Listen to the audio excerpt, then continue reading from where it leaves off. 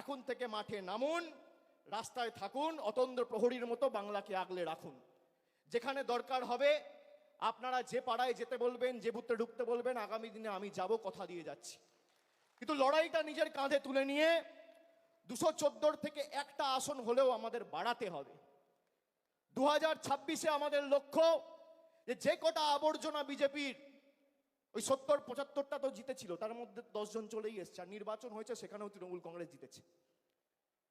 নির্বাচন যখনই হয়েছে, যারা বিজেপি থেকে এসে তৃণমূলের প্রার্থী হয়ে নির্বাচনে দাঁড়িয়েছে, মানুষ তাদের দুহাত তুলে সমর্থন করেছে।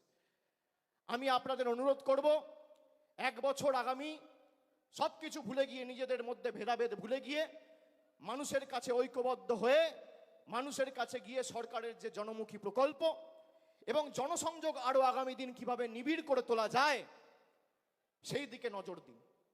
ষড়যন্ত্র করে কোনো লাভ নেই। যারা হোয়াটসঅ্যাপ গ্রুপে রাজনীতি করতে চান, এসব করে কোনো লাভ নেই। মানুষের পাশে দাঁড়িয়ে মানুষের জন্য কাজ করতে হবে।